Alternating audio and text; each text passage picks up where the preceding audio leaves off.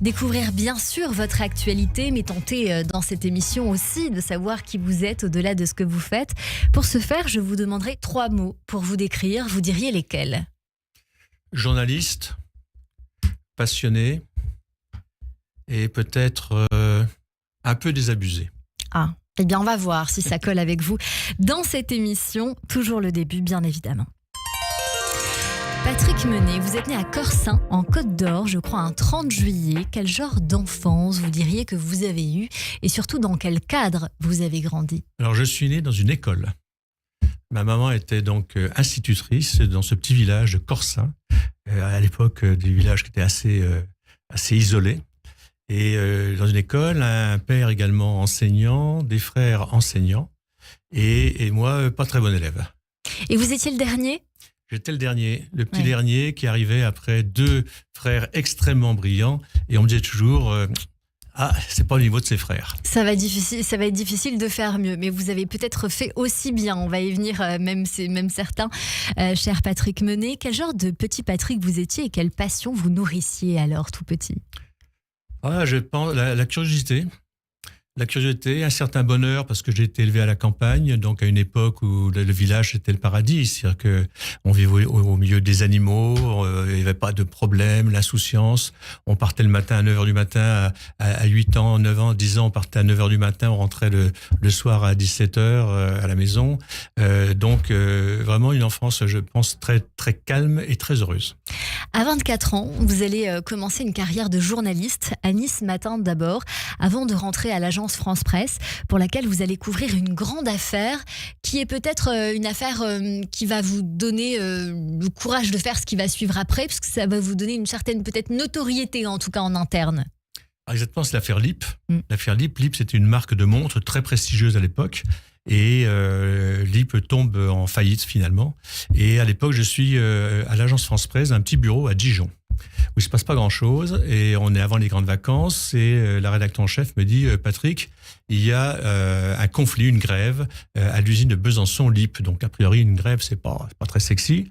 Et donc je vais là-bas et je me retrouve face à des ouvriers, à des ouvrières, beaucoup d'ouvrières, de jeunes ouvrières, extrêmement ouverts, extrêmement souriants, sympathiques. Ça n'avait absolument pas une ambiance de conflit ou de grève. Et on me dit, il faut que tu vois absolument Charles qui était le délégué syndical CFDT et qui m'accueille également à bras ouverts. Et la force de ces ouvrières de LIP, il y avait 1000 salariés quand même, c'était d'avoir des idées incroyables. Et plutôt que de faire une occupation d'usine, ils ont fait marcher l'usine, ils ont fait fonctionner l'usine, ils ont fabriqué des montres. Donc LIP, c'est on fabrique. Voilà, les ouvriers fabriquent des montres et ils se payent eux-mêmes. Toutes les semaines, ils faisaient des payes, des salaires populaires. Et ça a duré 1 an. Donc il y a eu un immense élan vis-à-vis de ce conflit social et un élan qui était favorisé par le petit journaliste que j'étais. J'étais à l'agence France Presse. Donc finalement, toute la presse, les journaux, les radios, les télés recevaient mes dépêches. Et ça donnait aussi une notoriété et une tribune extraordinaire à ces ouvriers. C'est devenu un grand conflit national avec beaucoup de sympathie derrière. Et moi, ça m'a aussi permis de connaître ces journalistes. Et à l'agence France Presse, on a remarqué ma signature, ma passion sans doute, mon acharnement. Et en signe de récompense, au bout d'1 an, on m'a dit « Patrick, tu vas aller à Rome directement ». Donc je suis passé directement de journaliste de l'agence France Presse, pas connu, à Dijon, au bureau de Rome, qui était un peu le rêve de tout le monde. Et je pensais être sans doute peut-être le seul journaliste de l'agence France Presse qui n'est pas passé par le desk. Le desk, oui. Voilà, on fait 1 an, 2 ans, 3 ans, 4 ans de desk à Paris. On corrige la copie des autres. C'est beaucoup moins amusant que d'aller à Rome. Ça, c'est évident, sachant que vous allez totalement changer de braquet parce que le sujet n'est pas du tout le même à Rome. Ça n'a rien à voir. À Rome, c'était Rome des Brigades Rouges. Donc une actualité très forte. C'est également la mort des papes, avec un petit scoop. Le premier a annoncé la mort de Jean-Paul II, de Paul VI. Et bien sûr, là encore, une occasion de faire connaître ma signature. Vous allez également devenir grand reporter pour Europe 1, notamment. Vous allez effectuer de grands reportages dans les pays pas toujours safe, comme on dit, dans les zones à risque, en Yougoslavie, en Turquie, en Irak, en Iran, au Liban, à Moscou. Quel est votre souvenir le plus impérissable ? Le souvenir le plus fort, c'est sans doute, je pense, le Liban. Le Liban. mais également quand même la révolution iranienne. Je suis resté 1 an, c'est-à-dire j'ai couvert la révolution iranienne depuis le premier jour jusqu'au dernier jour.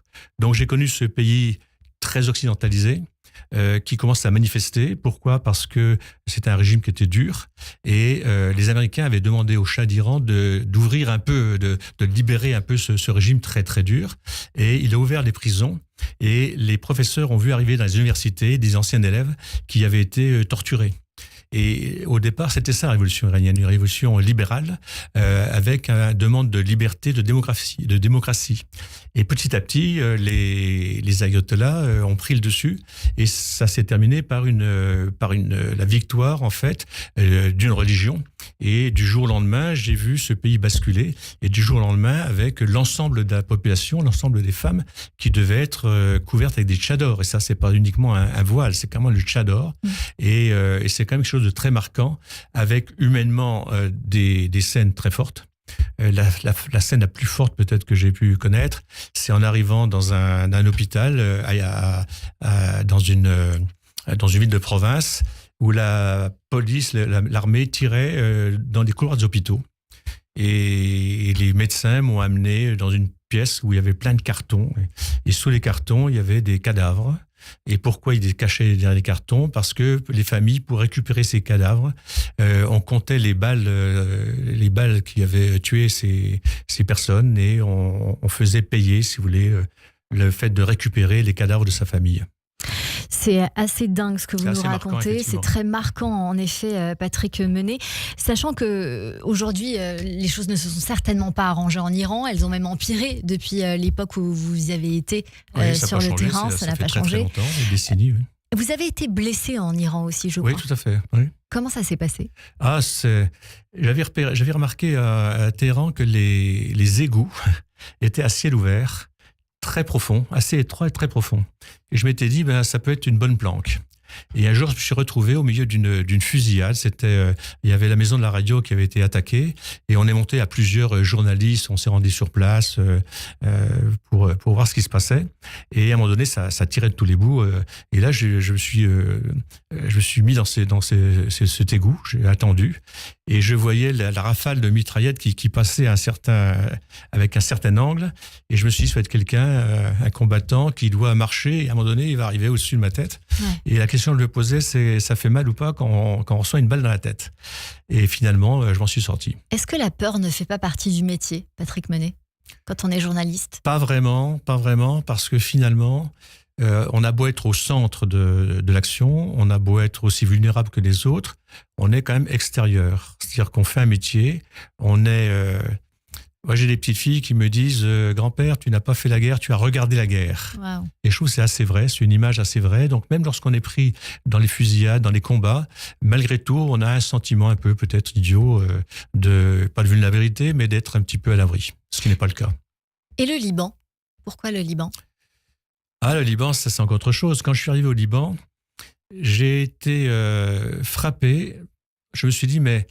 qu'est-ce qui fait ce peuple, qui est un peuple qu'on considère comme extrêmement civilisé, qui était un modèle de tolérance, de cohabitation entre les différentes sections, les différentes religions, les différents courants, les différents clans, et comment ont-ils pu atteindre un tel niveau ? Je dis barbarie parce que j'ai été témoin de scènes vraiment de barbarie, et c'est ça qui m'a intéressé. Et j'ai écrit donc un livre qui s'appelle Même les tueurs ont une mère. Même les tueurs ont une mère. Et j'ai dit, mais je voudrais rencontrer le plus fou, le plus cruel de tous les combattants qu'on peut trouver à Beyrouth. Et on m'a dit, écoute, il y a quelqu'un, on l'appelle Néron. Néron, c'est son surnom, c'est un jeune, parce qu'il a mis le feu à son quartier. Et je voudrais le rencontrer. Et je l'ai rencontré et je l'ai interviewé. Ça a duré pratiquement 3 semaines dans un hôtel avec une traductrice. Et il m'a raconté sa vie, depuis l'enfance jusqu'au moment où il arrivait à ce degré de barbarie. Qu'est-ce que ça vous a permis de comprendre, Patrick Menet, sur la nature humaine ? Ça m'a permis de comprendre une chose très simple, c'est que quand on est face à quelqu'un qui va vous tirer dessus, on se dit, mais pourquoi plutôt moi que lui ? Et c'est là qu'on devient quelqu'un d'assez méchant. C'est-à-dire ? C'est-à-dire que ce qu'on a de plus important dans la vie, c'est sa peau. C'est une phrase célèbre, mais c'est un peu vrai. Et on bascule. Justement, ce jeune m'a raconté l'enchaînement. l'enchaînement des choses. C'est-à-dire qu'une fois qu'on est embarqué dans la violence, on est de plus en plus proche à la fois de l'ennemi, de plus en plus proche de la haine de l'autre, et il n'y a plus de limites. Il y a très peu de gens, finalement, soit on se tient complètement à l'écart, on résiste à ça, mais à un moment donné, je crois qu'on est embarqué ou on se fait tuer. Pardonnez-moi ce parallèle avec le 7 octobre, mais puisque vous avez été si proche de cette barbarie, nous nous sommes beaucoup interrogés sur cette antenne aussi, et regardons le côté très humaniste. On ne naît pas Hamas, on le devient. Quand on voit ce qui s'est passé le 7 octobre, est-ce que vous y trouvez une explication ? Alors d'abord, je n'ai jamais été confronté à une telle violence, une telle cruauté. J'ai jamais vu des scènes aussi barbares, aussi dures que celle-là. Et je me dis, le problème, c'est à ce moment-là, je crois que c'est une forme de fanatisme. Je pense que lorsqu'on arrive à un stade de conviction ou d'embrigadement ou d'erreur ou d'engagement, je pense qu'on est capable d'arriver à ce niveau-là. Je pense que c'est quelque chose qui paraît incroyable lorsqu'on est loin, lorsqu'on est en dehors de tout ça. Je crois malgré tout que heureusement, beaucoup de personnes, beaucoup d'entre nous-mêmes, peut-être, j'espère, seraient incapables de commettre certains actes.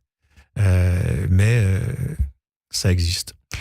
Est-ce que c'est plus une propension à une nature du Moyen-Orient que de l'Occident, vous pensez ? Ce fanatisme ? Je pense que récemment, mon père a été résistant. Il m'a raconté ce que c'était que la guerre, la résistance. J'ai lu récemment un livre sur la résistance qui s'est passée pendant la guerre à Tulle. C'est des scènes d'une sauvagerie incroyable. Il s'est passé, il y avait effectivement une France qui pouvait faire avec, et puis il y avait aussi des scènes, des tortures, des exécutions gratuites. Donc il faut pas penser qu'on est mieux que les autres, hein. Patrick Menet, vous êtes devenu une des signatures de l'AFP, je le disais tout à l'heure, vous avez été nommé rédacteur en chef des bureaux étrangers à 35 ans. Vous avez d'ailleurs créé l'AFP TV, le service vidéo de l'agence France Presse. Ce qui me pousse également à vous demander s'il y avait une demande particulière à traiter le conflit au Moyen-Orient d'une différente manière, c'est-à-dire avec des éléments de langage particuliers, ou dans le cas des Palestiniens, on se refusait à dire que c'était des terroristes. Une façon, vous savez, les tournures de phrases. La question ne se posait pas du tout à l'époque. Je pense qu'on est dans une époque où les choses se sont très radicalisées, où il y a peut-être beaucoup moins d'ouverture, de tolérance, de neutralité. Et l'AFP, pour moi, à l'époque en tout cas, et je crois que c'est le rôle de l'AFP, c'est un regard neutre, équilibré. Moi, quand je suis arrivé, mettons, en Union soviétique, je suis arrivé avec très peu de connaissances sur ce métier, et je pense que c'est un atout. C'est-à-dire découvrir des choses, voir des choses, rapporter ce qu'on voit. En étant très neutre au départ. Voilà, parce que d'abord à l'AFP, il y a une règle au départ, c'est que face à une situation, quelle que soit, que ce soit un accident de la route ou que ce soit un conflit, c'est de donner le point de vue des uns et des autres. En principe, on est au milieu et on rapporte le point de vue des uns et des autres. Et vous estimez que ça a changé ? Honnêtement, très honnêtement, je peux pas vous dire, car j'ai pas suivi l'évolution de l'agence, je reçois pas les dépêches de l'agence, j'entends des choses, mais très honnêtement, je peux pas prendre position sur ce problème. Patrick Menet, vous évoquiez l'URSS, on vous a envoyé à Moscou. Est-ce que aujourd'hui vous avez un regard sur l'actualité entre l'Ukraine et la Russie, qui peut-être a fait évoluer ce que vous pensiez quand vous étiez sur le terrain, ou peut-être pas du tout confirmer votre idée de départ en ayant un regard plus personnel? Si vous voulez, la Russie qui envahit un pays, la Russie qui veut s'imposer dans un pays, c'est pas nouveau. L'Union soviétique, il y a eu la Hongrie, il y a eu la Pologne, les soviétiques ont envahi la Hongrie, la Pologne, la Tchécoslovaquie, et donc c'était pas leur pays, c'était d'autres pays, et il y a cette propension. Alors on aurait pu penser qu'avec la chute du communisme, avec la chute du rideau de fer, ça aurait pu disparaître, mais apparemment non. Apparemment, il y a toujours cette propension russe à vouloir étendre son territoire, à vouloir s'imposer, à vouloir recréer la grande Russie. Patrick Menet, dans l'évolution de votre carrière, après la presse écrite, vous avez décidé de travailler pour la télévision en dirigeant l'agence de presse Gamma TV, spécialisée dans les grands documentaires internationaux. Puis vous êtes devenu conseiller au programme auprès d'Étienne Moujotte. On était davantage peut-être sur le divertissement, en tout cas c'est ce qui va se passer par la suite. Vous êtes devenu producteur, animateur sur TF1. Est-ce que vous aviez cette envie de passer du dramatique quelque part, à quelque chose de plus léger, comme on a envie souvent quand on vient de l'information générale? Non, c'était pas ça la démarche. La démarche était de me dire, la télévision, c'est l'avenir. Lorsque j'étais au Liban, lorsque j'étais en Iran, l'information, c'était l'AFP, qui alimentait tous les journaux, la radio, la télévision, et c'était la radio. À l'époque, je me souviens, à la chute de Téhéran, maison après maison, je rentrais dans les maisons, et je téléphonais en direct à Europe 1 en leur disant « ça y est, le Parlement est tombé, ça y est, le Shah d'Iran est parti ». Bon, c'était ça. Et la télévision, à l'époque, il y avait des caméras, il fallait développer des films, il fallait les envoyer à Paris, donc c'était du magazine. Et là, j'ai compris que la télévision, ça allait être l'avenir, c'était le début de CNN, et c'est pour ça que j'ai proposé à l'AFP de créer AFP TV, avec à l'époque le PDG de l'AFP qui s'appelait Henri Pijat. Et il y a eu au départ une réticence. Beaucoup de journalistes me disaient, mais c'est une danseuse, la télé c'est une danseuse. Et aujourd'hui, je pense que la télévision, l'AFP, l'information de l'AFP télévisée, c'est vraiment un des centres de l'agence France Presse. Et j'ai compris ça. Et la deuxième chose, et Gamma à l'époque m'a fait cette petite proposition de venir diriger l'agence Gamma Télévision, et j'avais aussi l'envie d'être confronté à la réalité des choses. Quand on est journaliste, en fait, on n'est pas confronté vraiment, paradoxalement, au quotidien. Oui. Tu pars à Beyrouth, voilà le billet d'avion, voilà l'hôtel, et tu te débrouilles. On s'occupe de tout. Bon, je voulais être confronté à c'est quoi de diriger une entreprise, c'est quoi de devoir tous les matins trouver des clients, payer des gens, etc. Ouais, ça m'intéressait, de rentrer vraiment aussi dans la vie active, la vie où vraiment on est forcé, on crée des choses, on crée des entreprises, on gère des entreprises. Vous avez produit et présenté Mea Culpa, une émission mensuelle de médiation avec notamment un carton sur une émission sur l'inceste. Vous étiez précurseur du sujet. Vous avez également produit et présenté avec Jacques Pradel l'émission Témoin numéro 1, une émission qui était incroyable, qui faisait polémique à l'époque, mais qui aujourd'hui est devenue quelque part une émission très très phare de la télévision française. Vous avez créé ensuite une société de production. Vous avez travaillé pour de nombreuses chaînes de télévision en créant toujours davantage de programmes, de divertissements, de magazines. Et puis vous avez travaillé dans la presse écrite à nouveau avec brièvement François. Et puis des ouvrages, des livres et aujourd'hui une pièce de théâtre. Patrick Menet, quel recul aujourd'hui sur cette grande carrière? Alors le recul, vous avez parlé de Témoin numéro 1, de mon passage à la TF1, des émissions. Ce qui me frappe, c'est qu'à l'époque, il y a 20 ans, lorsqu'on parlait d'agression sexuelle sur les enfants, lorsqu'on parlait d'inceste, lorsqu'on était traité de voyeuriste, il ne fallait pas en parler. Une émission, quelqu'un que je respecte beaucoup, Bernard Pivot, qui faisait Apostrophe sur France 2, recevait quand même sur son plateau Gabriel Vasnev, qui écrivait un livre où il expliquait qu'il allait donc à Bangkok pour faire l'amour au petit garçon de 12-13 ans. Et ça faisait rire tout le monde. Donc, si vous voulez, à l'époque, on parlait de l'ADN, l'importance de l'ADN dans les enquêtes. Pas uniquement pour accuser, mais aussi pour innocenter souvent. On parlait également de l'appel à témoins, l'importance de l'appel à témoins d'affaires criminelles, et on était vraiment tous les matins, on était absolument critiqués, descendus par l'ensemble des médias. Je vous donne vraiment une anecdote incroyable. J'ai écrit un livre qui s'appelle Les voleurs d'innocence, sur la pédophilie, les réseaux pédophiles. Et tous mes autres livres, j'avais des critiques, pratiquement dans tous les journaux, et des très bonnes critiques. Bon. Et là, aucune critique.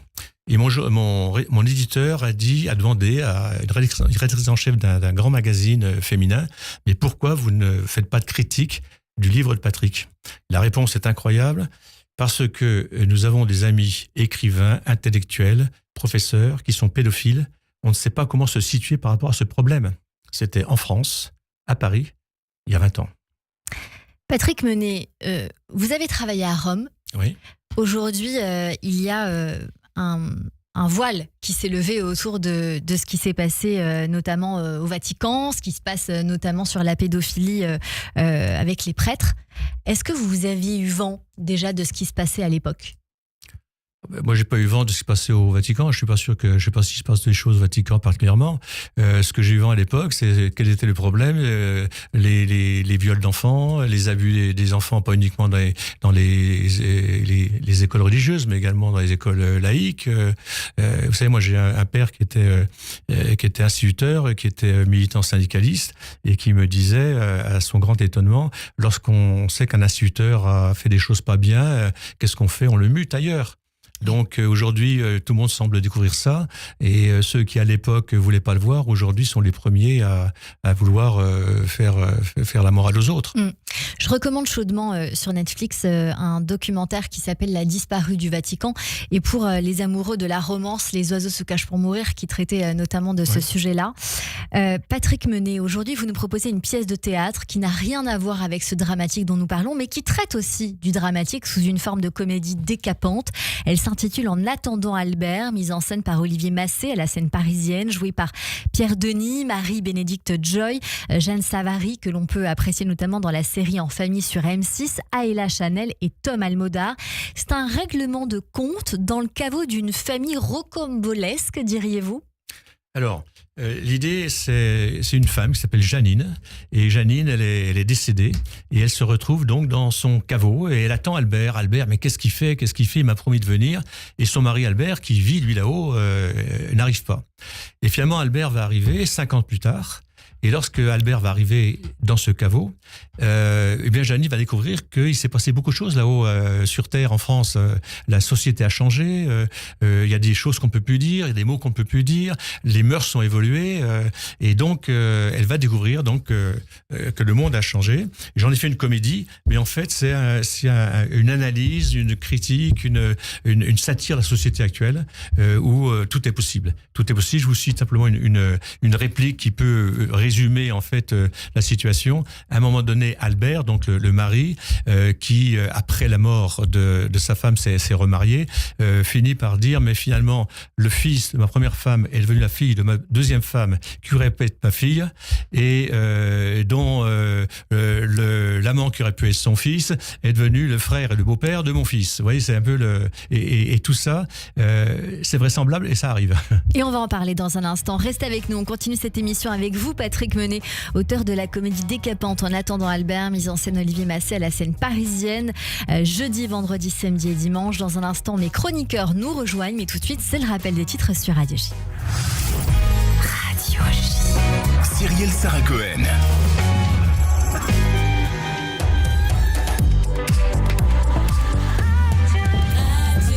15h30 sur Radio J. Bonjour et bienvenue. Tout de suite, le rappel des titres avec Etanit Belaïch.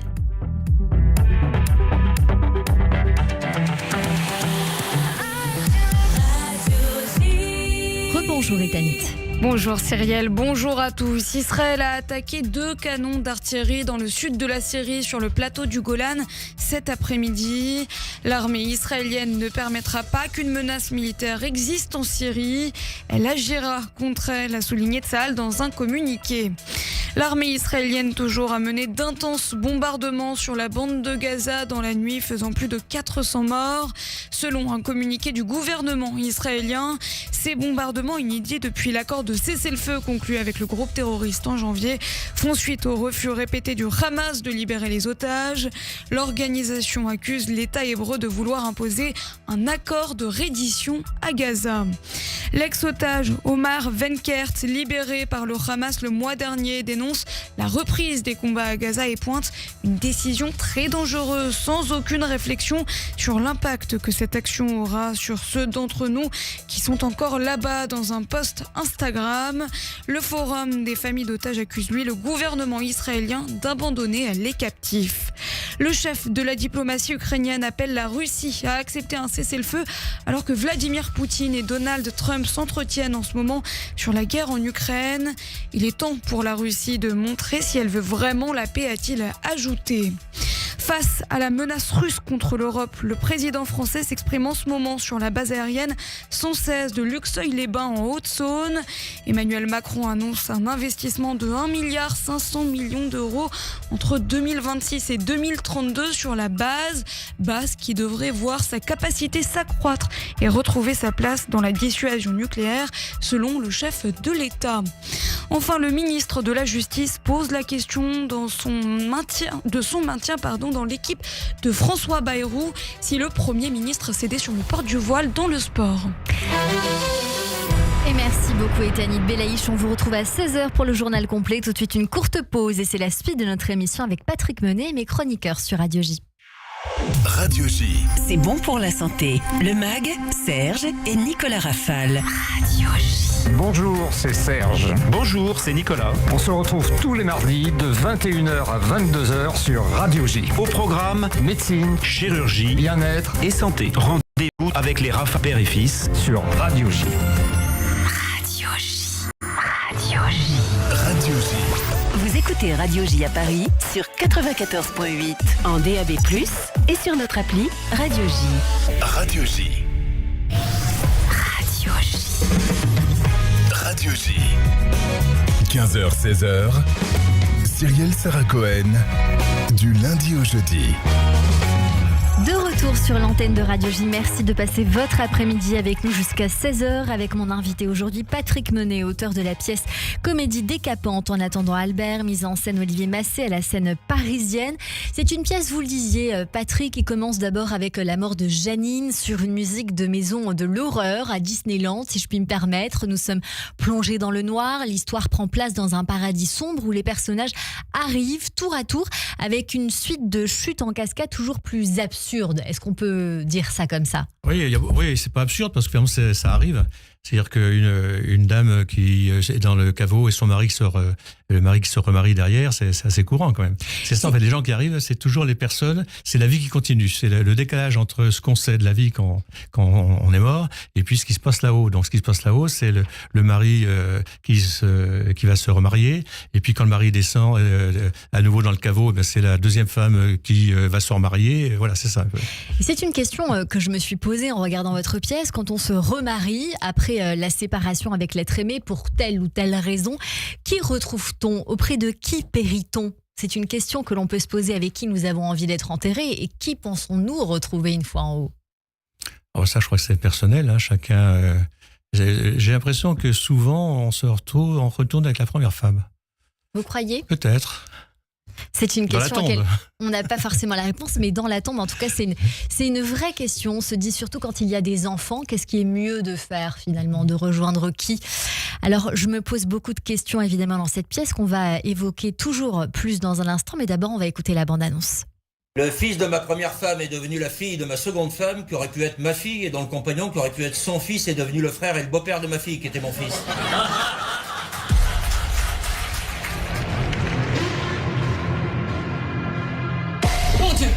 Envoyez-nous un partenaire, n'importe qui, un tricheur, un bon joueur, un homme, une femme, je vous en supplie.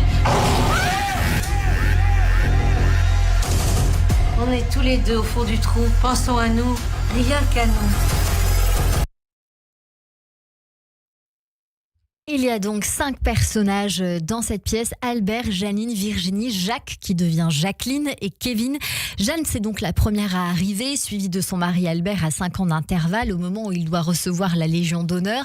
Et alors, Janine a une grande question qui la turlupine, je crois, du début jusqu'à la fin de la pièce. C'est la question essentielle. C'est-à-dire qu'en fait, là-haut, il y a eu effectivement des attentats, il y a eu les gilets jaunes, il y a eu le confinement. Et la première question qu'elle demande, c'est Lynn Renaud, qu'est-ce qu'elle devient ? C'est ça. Voilà, c'est ce qui préoccupe Lynn. Alors, on va pas tout dire, mais c'est extrêmement drôle ces moments-là. Albert lui apprend en revanche que Johnny et Christophe les ont rejoints finalement. Et alors, on cherche à savoir ce qu'on est devenu. Janine dit à son mari, t'as dû te sentir bien seule. Sauf que finalement, pas du tout, parce que la vie continue malgré tout après le deuil. Les 3 autres personnages, Virginie, Jacques et Kevin, arrivent successivement, à peu près au même moment, l'un après l'autre en tout cas, à quelques minutes près. Les 2 premiers incarnent un peu l'ancien monde, submergés par la nouveauté. qui les oppose un peu aux autres. Est-ce que vous diriez que c'est ça? En fait, c'est la génération donc de 68, les 68ards, les baby-boomers. Et puis, au fur et à mesure, on arrive aux jeunes d'aujourd'hui. C'est aux jeunes qui ont la génération Z, l'an 2000. Et effectivement, il y a un conflit de génération. Et même si, au bout du compte, à 20 ans, c'est les mêmes. Albert, à 20 ans, qui a fait mai 68, les barricades, qui voulait renverser le monde, qui a permis aussi l'évolution de la société. C'est le même que Kevin, qui arrive aujourd'hui, qui déchire ses diplômes parce qu'il veut pas participer à être un pollueur, etc. C'est un petit peu les mêmes. À 20 ans, c'est les mêmes. C'est ça. Chacun a sa révolution à une époque différente, dirons-nous. Albert, donc le doyen, quelque part, dit « J'appartenais au monde d'avant, eux au monde d'après ». Il n'est pas tout beau, le monde d'après. Est-ce que pour autant, Patrick Menet, vous pensez que c'était mieux avant ? Sur certaines choses, oui. Je pense que certaines choses, c'était mieux avant. Des choses aussi évidentes, sur le civisme, par exemple. C'est quelque chose de tout bête. Le civisme, le respect.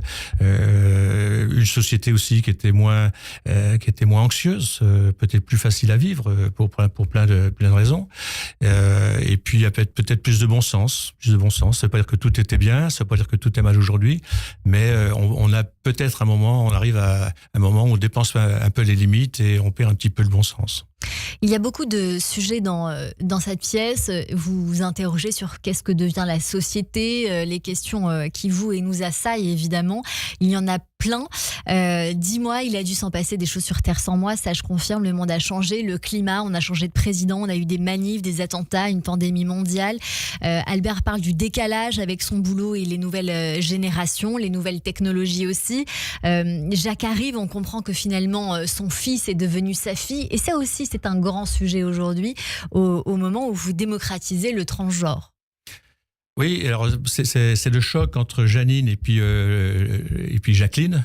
Donc d'abord, elle a du mal à reconnaître. À un moment donné, elle dit mais t'étais très bien garçon finalement. Et voilà, c'est un sujet qui est d'actualité que je traite d'une façon un peu politiquement incorrecte, disons.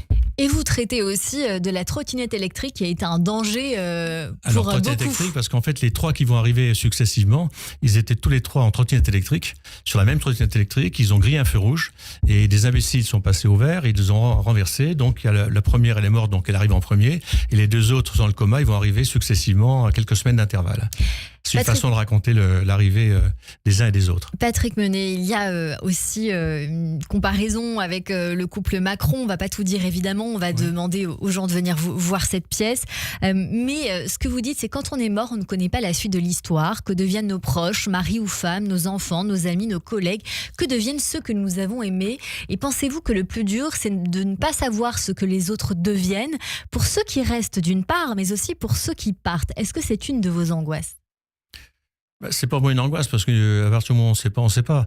Mais effectivement, c'est ça qui est intéressant, c'est de voir que dans la vie, finalement, on a une vie de famille, on se passionne pour des choses, on considère que ça et ça, c'est très important, qu'on a raison, etc. Et en fait, ce qui se passe après, ça nous échappe complètement. Est-ce que vous êtes croyant, Patrick Menet? Non. Je n'ai pas eu mes parents donc étaient des instituteurs laïcs dans vraiment le bon sens du terme. Quand on est laïque, c'est-à-dire qu'on respecte tout le monde et on se fait respecter. Et je n'ai pas eu même d'éducation religieuse.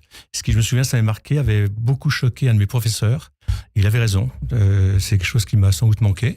Et aujourd'hui, je respecte beaucoup la religion et les religions, et surtout la religion qui a construit notre société. Vous dites une phrase que j'ai trouvée très importante dans cette pièce: si Dieu existe, qui a créé Dieu? Voilà, bon, ça c'est un peu une plaisanterie, mais c'est vrai, on peut se poser la question, qui a créé Dieu? Tout à fait, c'est une vraie question. Dans l'au-delà, est-ce que vous pensez qu'on règle ses comptes comme vous le traitez dans cette pièce-là, ou que quelqu'un fait les comptes pour nous? Est-ce que quelqu'un fait les comptes pour nous? Ça, je ne peux pas le savoir, vous non plus. Mais est-ce que vous pensez?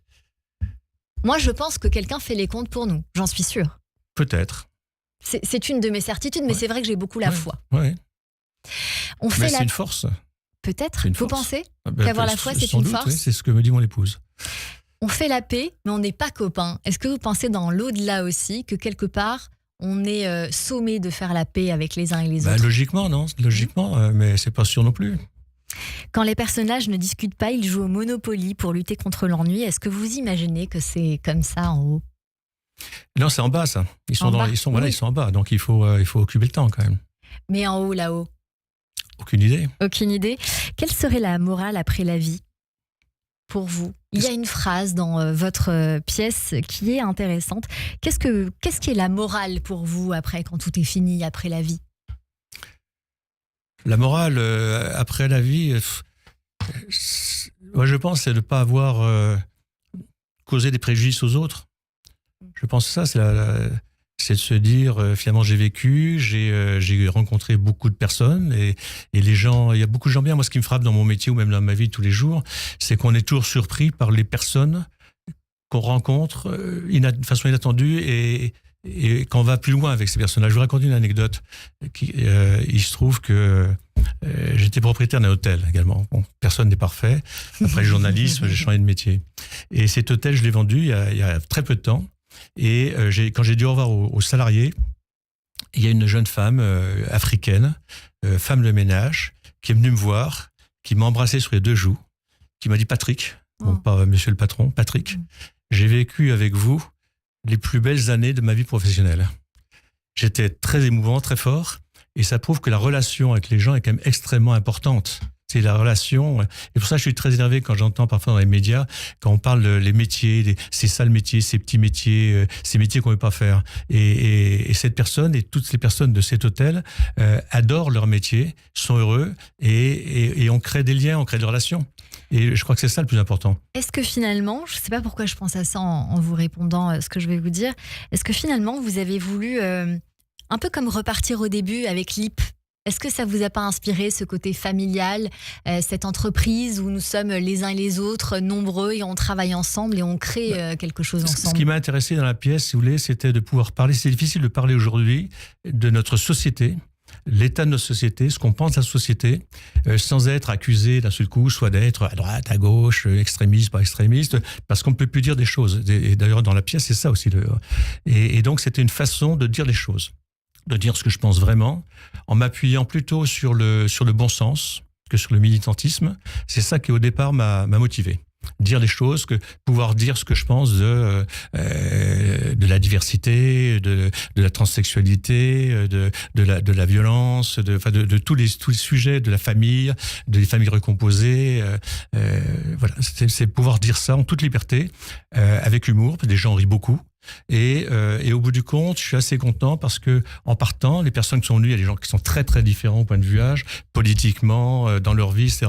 Et tout le monde, au bout du compte, finit par s'y retrouver et à trouver qu'il y a une certaine bienveillance, même si les choses ont été dites. Et il faut venir voir votre pièce, Patrick Menet, en attendant Albert, comédie décapante, mise en scène Olivier Massé à la scène parisienne. Tout de suite, on vous emmène également au théâtre avec Hélène Kuitner. Au théâtre. Bonjour Hélène. Bonjour Cyrielle, bonjour Patrick Menet, bonjour à toutes et à tous, bonjour à Annabelle qui nous fait le plaisir d'être là mardi, ce qui me ravit. Patrick Menet, quand 5 Maccabées se retrouvent au fond d'un caveau familial, il leur reste à cohabiter, comme vous avez dit, tant bien que mal, régler les problèmes de famille, de conjoint, dans une comédie délirante que vous avez composée, comme pour nous confier que finalement, les problèmes relationnels et sociaux ne s'arrêtent pas avec la mort des protagonistes. Dans une pièce que vous connaissez, je pense, qui s'appelle Le Misanthrope, Molière nous invite à une confrontation comique, elle aussi, entre 5 personnages principaux que tout semble opposer. Alors il y a Alceste, le héros, qui est un écorché vif, épris de vérité, d'absolu, qui ne supporte aucune hypocrisie, aucun mensonge.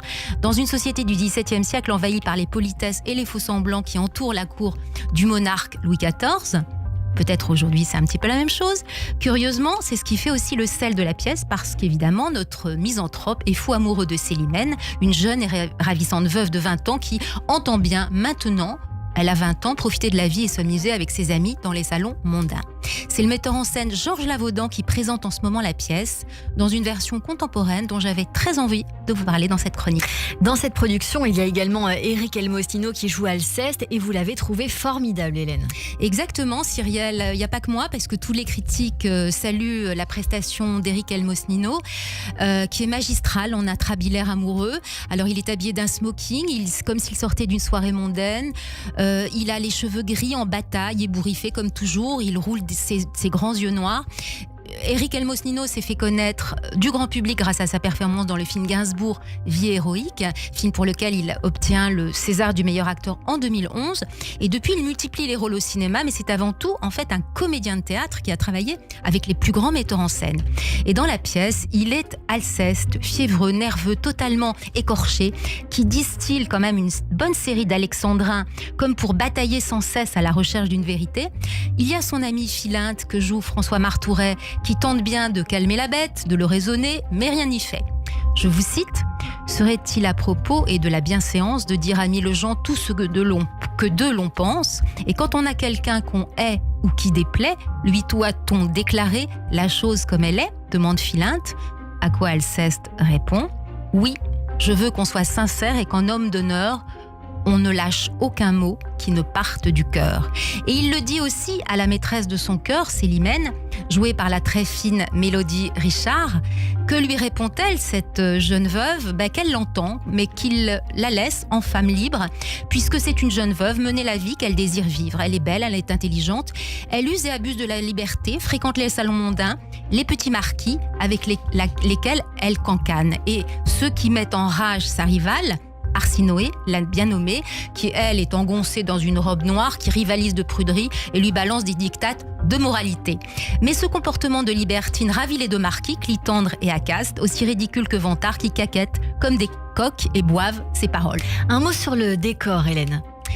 Alors le décor, il est assez simple, il est moderne. Il y a juste un mur mobile de miroirs un peu vieilli, géométrique, avec des miroirs un petit peu sans teint, qui basculent et offrent dans l'autre sens, quand il pivote, un pendant entier de robes et de manteaux de Célimène. Deux mondes. D'un côté, celui des personnages masculins en costume noir, de soirée, l'esthétique est sombre, glacée, mais comme si les miroirs cherchaient un peu à trafiquer la vérité. De l'autre, ce sont les couleurs chatoyantes des robes de la coquette Célimène qui ne se cachent pas, les tissus soyeux, vaporeux. La liberté et le jeu social. La pièce est considérée comme le plus grand chef-d'œuvre de Molière, car ce qui est dit au XVIIe siècle n'a pas pris une ride aujourd'hui. D'ailleurs, on retrouve aussi le thème de la vérité dans la dernière pièce de Florian Zeller au Théâtre Édouard VII, qui s'appelle La Vérité. Alors, Patrick Menet, je vais reprendre un petit peu les questions que vous posez, Cyrielle, mais qu'est-ce que la vérité dans le couple, Qu'est-ce que la vérité dans l'entreprise, en politique, dans le jeu social, en tout cas, dans ce misanthrope-là, interprété de manière brillante par tous les comédiens, il saura séduire tous les publics. Le misanthrope au théâtre de l'Athénée Louis Jouvet, c'est jusqu'au 30 mars. Merci beaucoup, Hélène Kuttner, à la semaine prochaine. Et tout de suite, c'est le billet du jour avec Annabelle Guiraud. Le billet du jour. Bonjour Annabelle. Bonjour Cyrielle, bonjour Patrick, bonjour Hélène. Dans cette chronique, c'est l'actualité qui nous accompagne. Allez, c'est parti. C'était il y a quelques semaines au micro de Jacques Pessy sur Sud Radio. Qu'on aime beaucoup. Vous racontiez cette anecdote, une rencontre avec des copains de lycée d'il y a 50 ans et qui parlent du destin des uns des autres. Et vous avez cette réflexion, on ne connaît plus le destin des gens une fois que l'on est mort. C'est la genèse de votre première pièce. En attendant Albert, une comédie satirique qui annonce la couleur avec cette citation « Quand on est mort, on ne connaît pas la suite de l'histoire. Et c'est peut-être mieux ainsi. » Eh bien, cette phrase, ça m'a fait penser à une actualité déjantée du moment. Je vous raconte. Des personnes ont pris le pari de s'acheter un destin post-mortem. Ils ont payé pour revenir à la vie après une congélation post-mortem. Des hibernatus du XXIe siècle, en quelque sorte. Ramener les morts à la vie. C'est la promesse non garantie d'une entreprise allemande, Tomorrow Bio. Tomorrow Bio, premier laboratoire européen de cryogénisation post-mortem. En bref, le concept. Conserver des corps ou des cerveaux à moins 196 degrés dans l'espoir de les réanimer dans le futur, à savoir le jour où la science aura fait des progrès sur le sujet. Voilà un destin post-mortem complètement futuriste. Un pari expérimental sur un retour à la vie financé par des futurs défunts cobayes volontaires pour la modique somme de 200 000 €.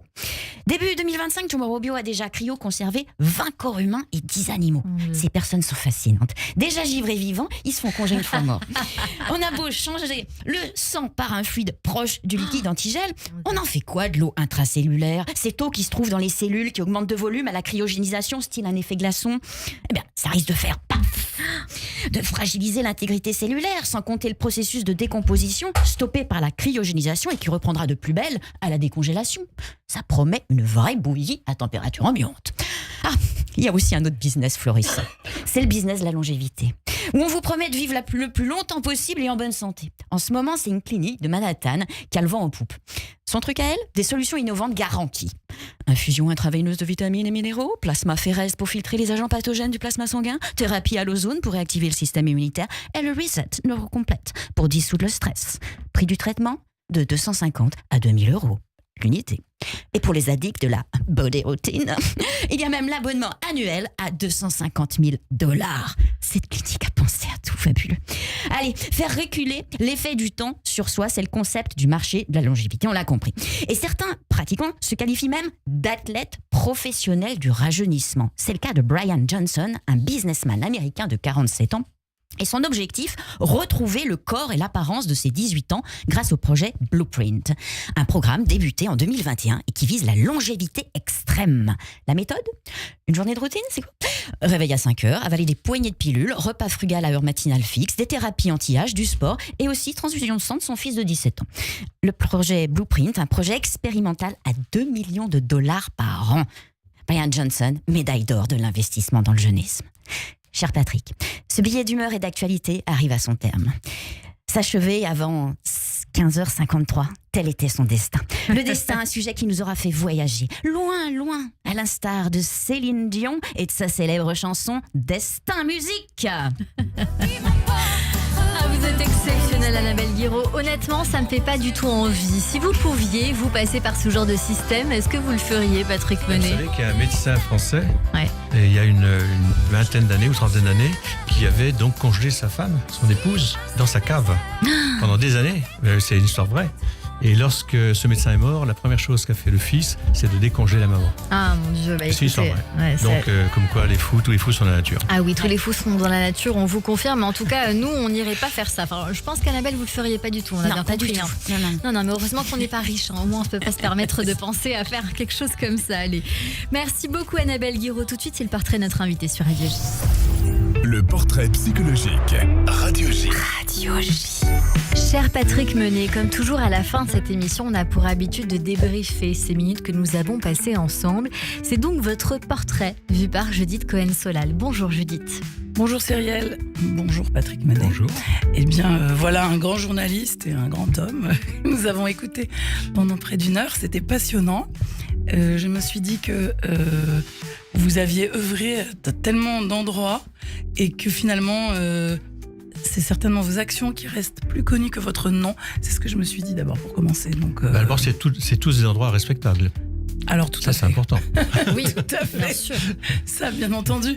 Mais ce que je veux dire, c'est que vous avez laissé, donc c'est pas rien, l'AFP, médias, télévision. Vous avez eu donc une capacité à anticiper et à voir venir, donc à innover avant tout le monde. Et au fond, je pense que c'est sans doute ce qui caractérise les grands hommes, c'est qu'on se rappelle des œuvres qu'ils ont commises plutôt que uniquement de leur nom dont ils auraient fait la promotion à longueur d'année. Ce qui est sûr, c'est qu'on n'a vraiment pas l'impression que c'est ça que vous avez fait. En tout cas, on dirait que vous n'avez pas roulé pour vous. Voilà, écoutez, le plus grand plaisir professionnel que j'ai éprouvé, c'est à l'AFP, c'est évident. C'était 24 heures sur 24, on est pris par l'actualité, on est pris par le mouvement. C'est quelque chose d'absolument extraordinaire, c'est le plus beau moment de ma vie professionnelle et c'était l'AFP, c'est quand même l'anonymat par définition. Absolument. Donc ça n'enlève rien au plaisir, au contraire. C'est ça. Donc apparemment, justement, l'anonymat ne vous a pas dérangé et au fond, pour la cause, vous avez fait énormément de choses parce que, si je comprends bien, vous avez commencé votre carrière dans la célébrité grâce à des salariés qui se battaient pour avoir pour avoir un travail dans l'égalité, qui ont produit, enfin c'est une expérience extraordinaire et vous y êtes allé corps et âme, j'ai envie de dire. Vous avez donné 3 mots vous caractérisez. Alors, on vous demande des adjectifs et vous avez dit journaliste en premier. Alors, je trouvais ça c'est intéressant puisque ça c'est vous, c'est pas un adjectif, c'est un métier, et ça devient une identité et pour vous donc une qualification, une définition. Et c'est vrai que tel qu'on vous voit et tel qu'on vous entend, vous avez gardé ce que vous avez décrit être le rôle d'un journaliste à l'AFP, c'est-à-dire d'avoir une certaine distance, d'être à la fois peut-être passionné, puisque c'était votre deuxième adjectif, mais à la fois dans une forme d'objectivité qui permet d'écouter les uns et les autres. Et il ne faut pas être très militant. Alors on a l'impression quand même que vous avez un petit côté militant, mais que vous le mettez à distance. D'ailleurs là, vous êtes très... on vous voit comme ça, très calme, vous avez l'air assez impassible. On ne peut pas imaginer à vous voir que vous allez raconter toutes ces aventures qui vous sont arrivées. Certainement pas que vous êtes retrouvé dans un égout avec des balles au-dessus de votre tête, ou bien au milieu de la révolution iranienne. Enfin, toutes ces choses-là qui sont absolument incroyables. Alors, je finirai par le troisième adjectif qui est, vous avez dit que vous étiez peut-être désabusé, mais alors ça se sent pas du tout. Non, mais désabusé parce qu'il faut être lucide. Il faut être lucide sur la vie d'abord. Vous dites, on passe une vie, au bout du compte, qu'est-ce qui en reste? Et puis sur les hommes, sur ce qui se passe, sur l'évolution des choses, sur des gens qui sont censés intelligents et qui disent les plus grosses bêtises. Finalement, j'ai remarqué ça aussi, c'est que au fil des années, les personnes qui ont dit le plus de bêtises, qui sont plus trompées, c'est sans doute les personnes qui étaient censées être les plus intelligentes. C'est vrai. En tout cas, en ce qui vous concerne, vous avez une intelligence certainement importante pour avoir écrit tout ça, pour avoir produit tout ça. Et ce qu'on a découvert à travers l'émission, c'est que vous avez une grande intelligence de cœur. Oh, merci. Merci beaucoup, Judith Cohen-Solal, notre psychanalyste que l'on retrouve tous les mardis sur Radio J. C'est la fin de cette émission. Avec vous, Patrick Menet, auteur de la comédie décapante En attendant Albert, mise en scène d'Olivier Massé à la scène parisienne. Merci beaucoup pour cet échange. Merci à vous. Merci d'avoir été avec nous sur Radio J. À la réalisation audio et vidéo, Benjamin Arnaud. Et puis merci beaucoup à Hugo Davier pour l'aide à la préparation de cette émission. Rendez-vous demain dès 15h avec Jean-Marc Dumonté pour le festival Parole Citoyenne. Et bien sûr, dans un instant, ce sera le journal et le Club Imo présenté par Marc Ezrati. À demain sur Radio J.